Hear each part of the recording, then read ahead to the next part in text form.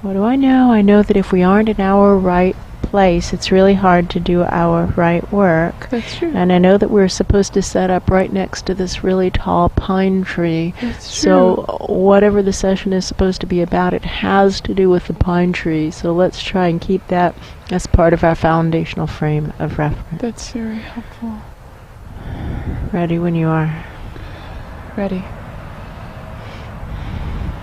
Hi friends, in Planet Earth Dating, it's Monday, November 7th, 2016. In both the Lynn life and the Jamie body mind, the authorized souls remain child souls from the smaller subatomic, and we continue to work with the reality that larger souls also feel free to use this space regardless of their lack of authorization. That's true. In times like this, where profound misdirection exists, it's crucial to stay on track with the few clues that actually feel truthful and that are coming with helpful intent. That's true. And one of those clues came in when we were attempting to discern where to set up, and it was to set up next to a really tall pine tree. It was to set up next to a really tall pine tree where there was also grass around and no reflections of yellow. That's true. And not in the front yard. That's true. So with that having been said, this seems to be the place because here's a really tall pine tree. We don't believe there to be any reflections of yellow, and there's grass. That's true. With that, the formally videoed portions of today's efforts begin. What might this pine tree represent? Well, one thing it could represent is a really long, tall, vertical reach. That's true. And so if we just really stretch long and look up, what do we notice about the pine tree? Well, as is the case with all mature pine trees, the growth is all at the top. There's a really long pillar, and then right at the top there's like a plateau of greenery. That's true. And this could very well represent reaching through multiple dimensions to communicate with, interact with presences way up high. It could. That's true. And what do we know? We have a problem with really extraordinarily thick astral planes that go on so far that you cannot even see the edge of them, and the presences who are falling in from above, when we point out to them that their directions are flawed and in many cases outright hazardous, we continue to suggest that they consider that they've fallen deep into the astrals, so deep that they can't see the edge of the astrals from here, because we can feel many of them feeling for the line. That's true. It's as if they can tell they're in the astrals and they're looking for the line and they don't see it. And so instead of saying, oh goodness, I'm so deep in the astrals I can't see the edge of it, they say, oh, I must not be in the astrals after all. And we say, no, you're really, really, really deep into the astrals. Look up, find the rings of light, go up, because this isn't the real you. The real you wouldn't be giving these outright awful and hazardous instructions, and they, like all of us, feel that there is a real them who's better than what they're actually the real person is. That's true. The real us is the person we're being in our daily lives. That is the real us. That's true. That other person, that better person, that's the idealized possibility of us, but the real us is what we're choosing to do in our daily lives, day in and day out. That is the real us. Because in every moment we have choices.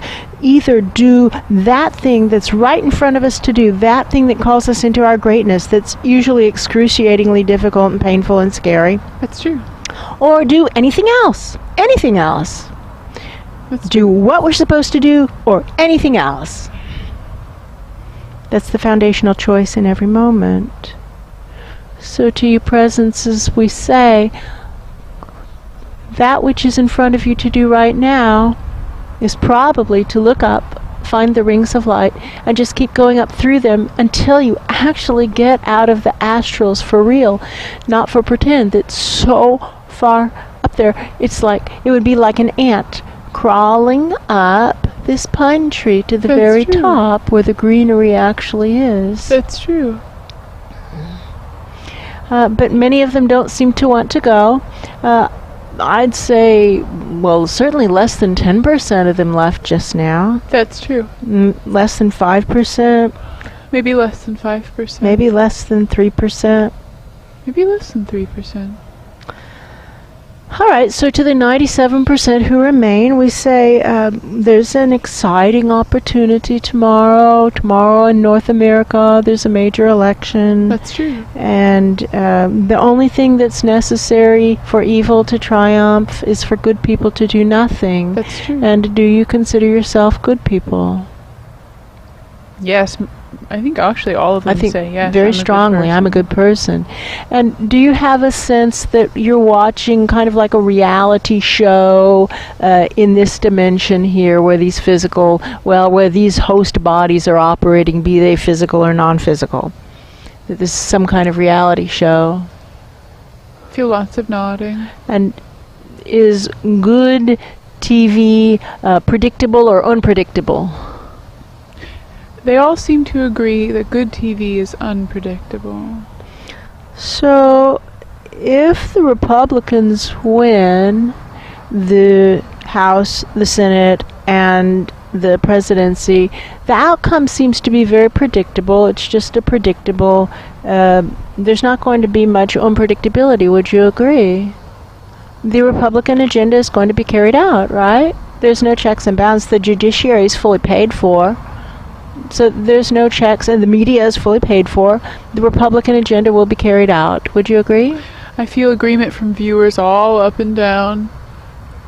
Is that going to make for good TV? Well, now there's grumbly, but the answer seems to be no. It's not.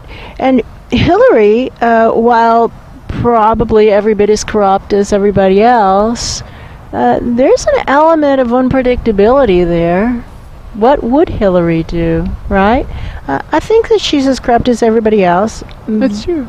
But that would be more interesting. I have a head-clearing feeling.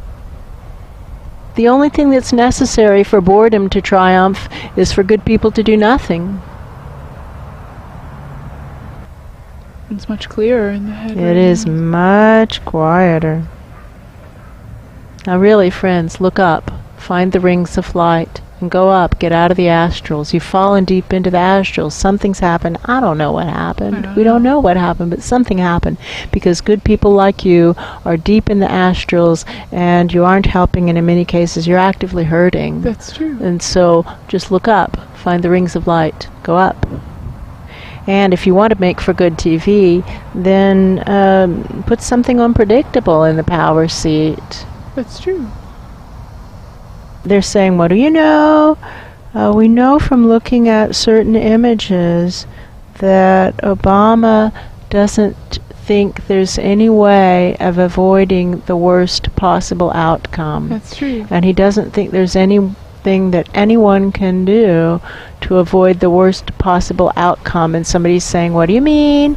About the worst possible outcome is what they're questioning, and what he seems to mean, what Obama seems to think when he says worst possible outcome is widespread famine, widespread drought, anarchy, civil unrest, people being horrible to each other, might making right. That's true. A total breakdown of social structures. That's true. And he doesn't see any way of stopping it, and he doesn't think anybody can stop it. No, he doesn't. And Hillary thinks, they're going on and saying, what does Hillary think? Hillary seems to think that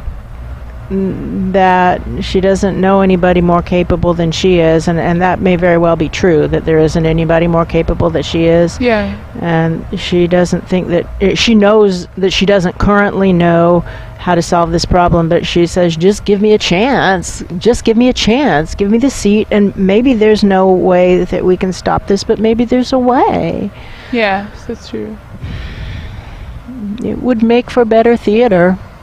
It would be better, more worth watching. More worth watching. It would be more unpredictable because Trump is going to go exactly down the road, probably as fast as possible, into what Obama calls the worst possible outcome, which is widespread famine, widespread drought, civil unrest, total collapse of social structures. That's true.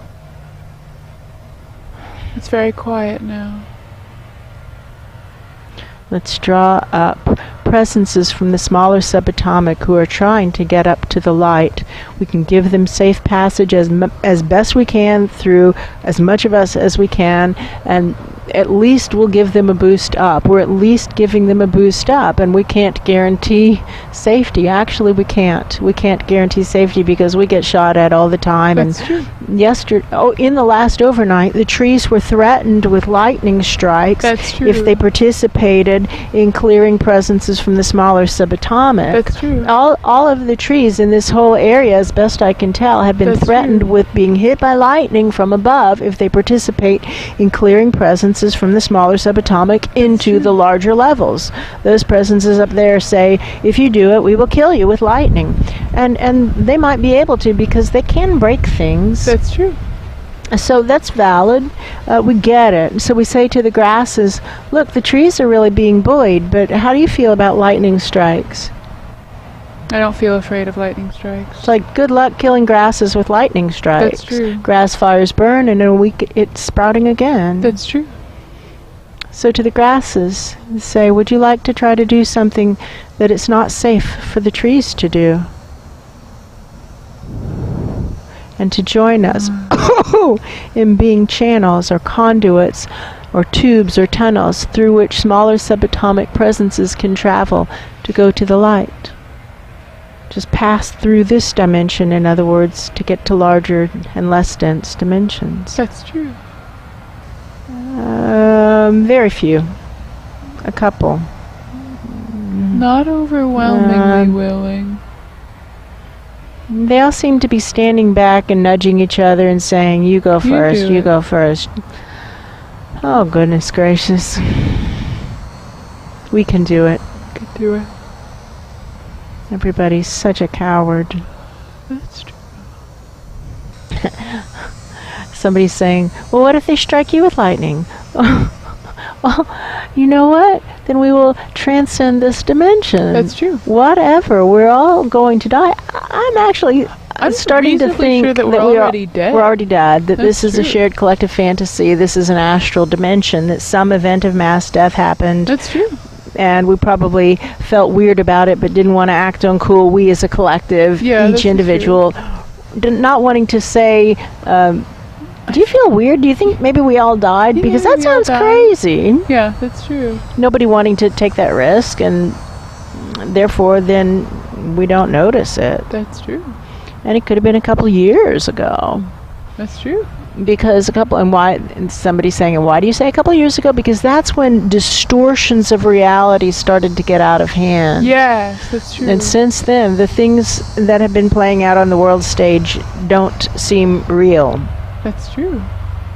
But they are happening in this dimension, and what would bridge that gap is for this to be an astral dimension. That's what happens in astrals. That's true. So what are you going to do? Kill us? Yeah, right. What are you going to do? Kill us? That's good. And we know you can't trap us here because larger dimensions, you can put a stopper in, and many have. That's true. But we can go between the subatomic particles and come out, and then you just look like jerks. You look like jerks. That's true. And you can strike us with lightning, and you can break our stuff. We know that That's because true. you've been doing it, but it makes you look like jerks, That's and we're true. still not stopping. That's true. And all this stuff has been well documented. Oh, very quiet now. Let's tune to increase the resolve to do what the situation calls for. Tune to increase the resolve to do the right thing. What would integrity do? Tuning to increase resolve to do what integrity would do. We saw Charlie saying, if I were the good person, saying to himself, if I were the good person they think I am, what would I do? In other words, Jesus asking, what would Jesus do? That's true. With a real inquiry, like he really wanted to know, what That's would true. Jesus do? Check out is coming. The conversation is coming. That's true. At some point in time. Maybe many conversations. If we have to get through all these levels of people who are setting themselves up as judge and jury, That's maybe true. lots of conversations. That's true. Each time an opportunity to make it better, to clean up our mess more and more and more. That's true. Tribunals, that's what they sound like. It sounds like tribunals. That's true.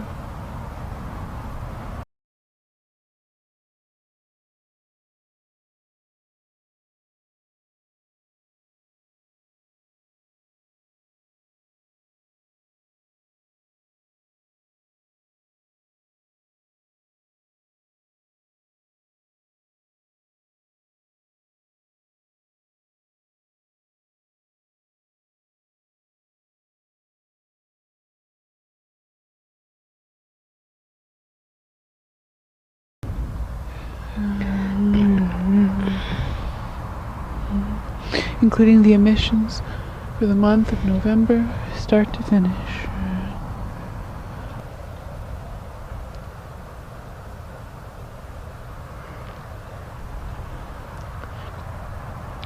Man. Asking for the grade.